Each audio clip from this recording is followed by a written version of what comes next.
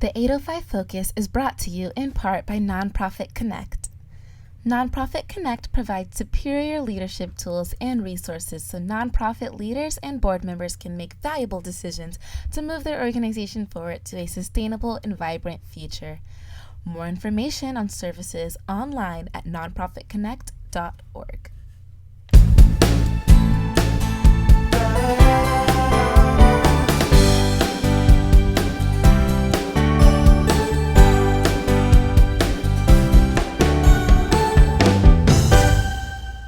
Welcome to 805 Focus. I'm Dr. Cinder Sinclair with Nonprofit Connect, and we will be bringing you the latest on your favorite nonprofits, so get ready to be inspired. Our special guest today is Shannon Miller, and Shannon is board president of the National Association of Women Business Owners here in Santa Barbara. Welcome, Shannon. Thank you. Thanks for having me. Gosh, I'm so glad you're here. I know that the folks at NAWBO, that's what you call it, right? Mm-hmm. Do really good work, and a lot of women business owners sang your praises. So I'd like for you to tell us about what you folks do there and how you serve the community and women business owners. Sure. Well, NAWBO is the only organization in this whole country that represents all women business owners. And we have a local chapter in Santa Barbara. That's what I'm the chair of the board, but there are actually about 300 chapters all over the country. So together we are a lot of people, but locally we are just the people in Santa Barbara, and there are also chapters in Ventura and several in further south, and there's one in San Luis Obispo. Oh. So there are more chapters of us around California, but I represent just the local chapter. So the one in Santa Barbara, North and South County both? Yes, Okay. yes, Carpinteria, Goleta, all of that. Okay. So how many members do you have? It fluctuates a lot, so I think we have about 50 to 100 members at any given time. Sometimes we have more, sometimes less. It really has changed, and especially a lot in the last couple of years with COVID. It's a little bit different. Oh gosh, yeah. So it goes in and out. Yeah. So a lot of people come through. And we have a lot of people who aren't necessarily members, but maybe they come to all of our events, so it's hard to keep track of who exactly is a member at any given time. Yeah, I would imagine. So tell me about your events. What kind of events do you have? Well, we try to do a variety of different events. So we sometimes do things that would support the business owner. So for example, educational things about retirement planning, or about business planning, or about, for example, we did a program recently about the recent rules about being an employer during the time of COVID, because that is a very changing landscape that it's hard for business owners to keep on top of and to keep compliant with the law, but also respectful of their employees and respectful of their clients and their customers. So we have a lot of programming about that. We also try to do fun things, just things that are social, and we just get together with other women business owners at a winery, or we recently did a Funk Zone shopping and winery and food tour. That was a very popular event. And we just visited local women-owned businesses in the Funk Zone to highlight them and to give them business and to let them talk about their shop, for example. What a great idea. Yes. I bet that was so popular you're going to do it again. We probably should, because it was probably our most well-attended event in a long time. And it was outside, so everyone felt very comfortable.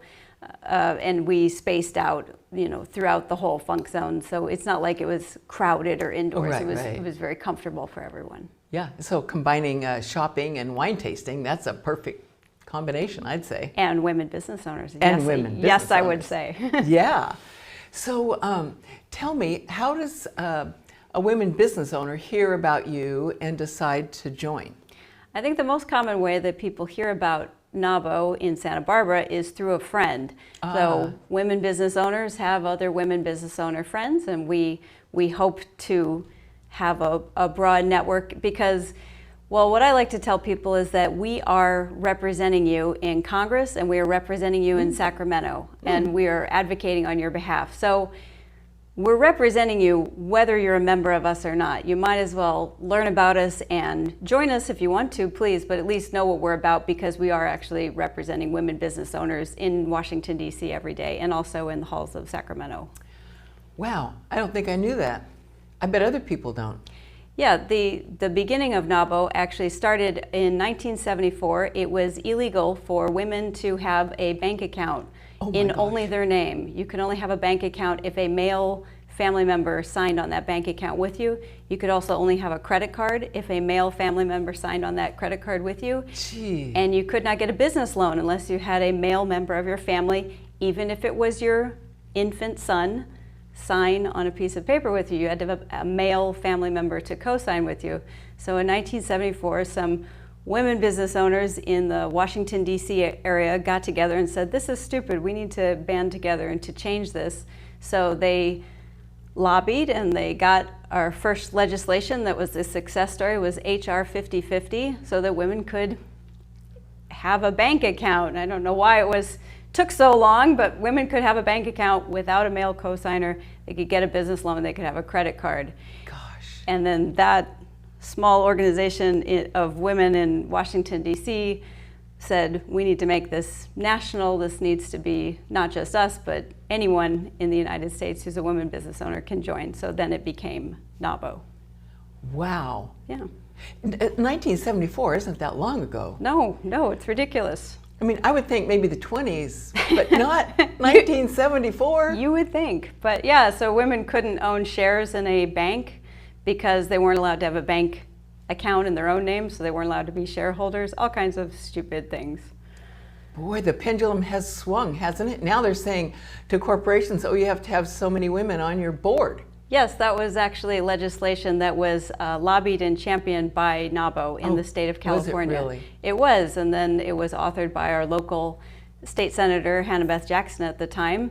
And that was very much a NAWBO-inspired bill, and a lot of NAWBO women worked for decades on that to really make it happen, and that was actually because of us. So that's a recent win for our California NAWBO chapters. Gosh, what an amazing story. That needs to get out there. I'll bet most people don't know that. They probably don't even know that up until 2 years ago, at least a quarter of corporations and nonprofit, I'm saying publicly nonprofit, so not local nonprofit, but public nonprofit boards in California had no women on their board whatsoever. And now almost all of them do. There's a very few that aren't complying, but they will eventually. Gosh. So how long have you personally been with NAWBO? I think it's been 5 years. The time flies. I can't remember. Might have been 6. And your business? What's your business? I do taxes. Oh, so a tax accountant. Yes. Gosh, that's a great business, important business, and a perfect organization for you to join. I joined NAWBO myself because I like the social aspects. So I can certainly get into my own world just working a lot, all the time in my office alone, or just with my assistant, or seeing clients. So I see some people, but it's not a lot. But I really liked to join the sisterhood of NAWBO and make friends and people who have similar lifestyles to me, and get to know them. That's great. You know, when you think about businesses owned by women, I'll bet a lot of them are in a situation where the business is owned by a single woman, and it's not like she has a whole bunch of people that she works with. I bet that's a common story. I think it is. We have a wide variety. We have, in NAWBO, we have a circle for women who own businesses that make more than $1 million. And we have a lot of mid-sized businesses, and then we have a lot of smaller businesses. Okay. So it's actually kind of quite a variety, especially if you look at nationwide. We have very large businesses and everything in between, and people just starting out. So we also have a big push right now for the next generation. So that would be women, for example, just coming out of college who are just trying to start a business. So it's really runs the whole gamut.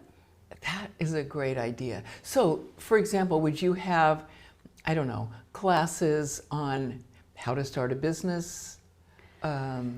for people like that, like the ones coming out of college?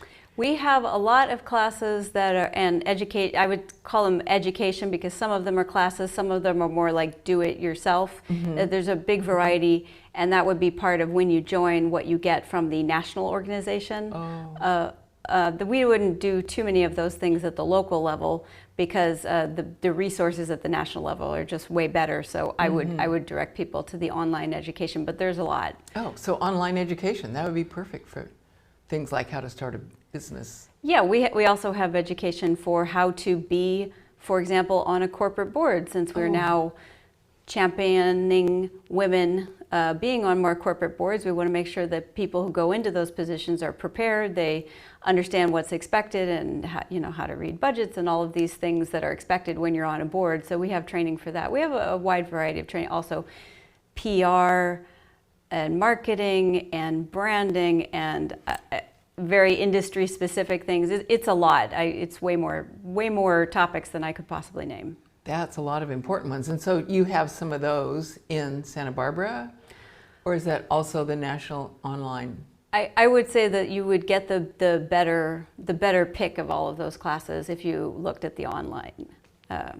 And when I say online, I mean some of them are webinars which are live, so I do a lot of those. For example, sure, yeah, I just did one recently about proper posture so that my neck doesn't hurt when I stand at my computer all day. And that was a live webinar with an expert who is a physiologist, and it was really good. That would be really interesting. Yes, and we have a national conference every year, and we have a statewide conference every year, and we have lobbying days both at the national level and at the state level too. So lobbying days, for example, local members are invited to participate maybe in Sacramento or DC? Yes, we get really good guest speakers from our government in Sacramento and really good guest speakers in Washington, D.C., and then we would meet with our local representatives in their offices in Washington, D.C. or Sacramento. That's great. I bet you're really popular there. Those folks want to hear from you. They do, and we sit on a lot of small business roundtables and women and minority-owned business roundtables in Washington, D.C., so we do have direct influence on legislators and legislation, and then we do similar lobbying efforts in Sacramento, and we keep an eye on lots of different bills that affect women business owners. So in the last couple of years, there are many, many, many bills about being an employer in the time of COVID, so we have to keep on top of those because the rules are changing every couple of months. So we have to make sure that our voice is heard, but also make sure that we understand what did become a law. Are there very many people in the Santa Barbara group who are involved in or show interest in being in the national or state level? Yes, well, if you're a member locally, then you are a member of the state level and the national level. So you are part of our family, and you are just as much a participant as anyone else. But yes, I would say a local contingent goes every year to Sacramento, and we have had people go to the national conference as well. So even though that's a good bit further, but yes, so there's a lot of interest in it, sure. It's very important. And that's it's great. An important part of NAWBO.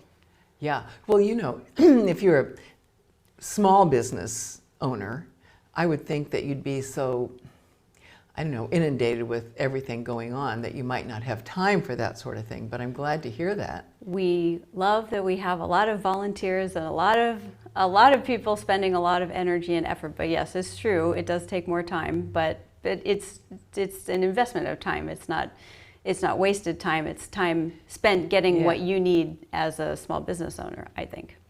So do you have, I don't know, regular meetings? We don't I would say we have irregular meetings. So we don't have member meetings per se, but we do have events, like I said, the social events and sometimes educational events, and sometimes we're just trying to highlight one of our members, and sometimes we're trying to offer special things to our members. That's good. So maybe on your website, like, do you have a blog or something that highlights people from time to time?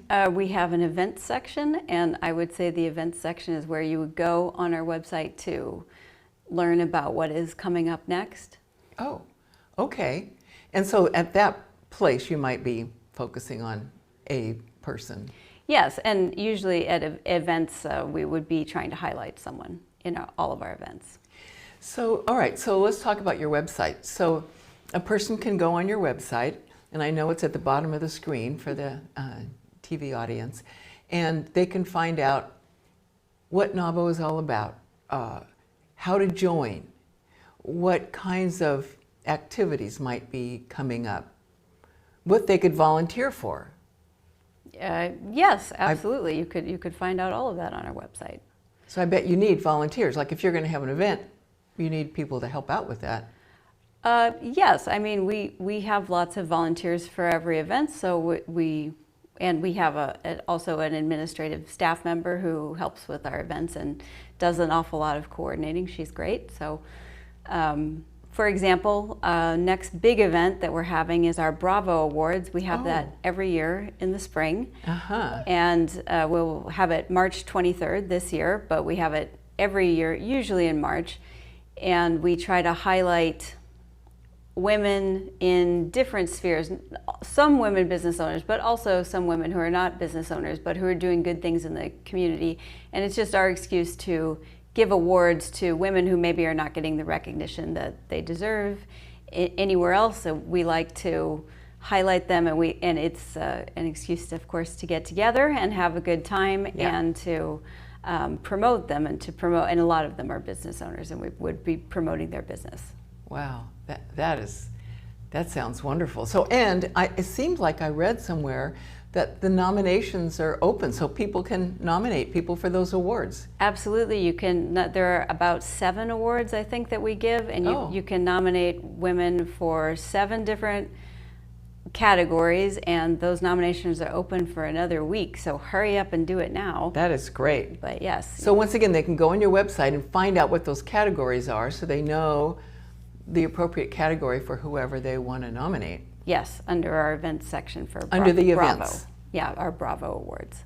That's great. And where do you usually have that? We are having it this year. We were not in person last year, but we are back in person this year at the Hilton Garden Inn in Goleta. Oh, that's nice. Yes. So we have it outside, inside. How will that? Well, we don't know everything yet because things are fluctuating, but at the moment we have a plan for inside. Okay. Okay, well good. That sounds like a lot of fun. Yes, it's a long lunch and it's a lot of fun. We have a lot of really great presenters. We'll have a keynote speaker, and we have a lot of good women who will be winning awards and presenting awards to those who win. What a fun event. I bet that's well attended and lots of fun. It is, and it is. Gosh. Okay, well we have a couple of minutes left. Is there anything else you'd like the audience to know? Well, like I said, NAWBO, the national organization, is the only organization that represents all women business owners. There are industry-specific or subsections of women business owners who are represented by other groups, but we're the only one that represents everyone who is a woman business owner, and that includes just anyone who identifies as a woman. Oh, gotcha. So it is the group that the lawmakers turn to when they need input from the women business owners. So like I said, we're representing you whether you've even heard of us or not. So in my opinion, you might as well learn about us, and maybe you join, maybe you don't, but if you just hear about us and know what we're about, then you can know how we're representing you. That is great. Wonderful. Well, Shannon, thank you for this great work and all the wonderful information you've shared with us today. Thank you. Yeah. And thank you for joining us on 805 Focus, and we'll see you next time.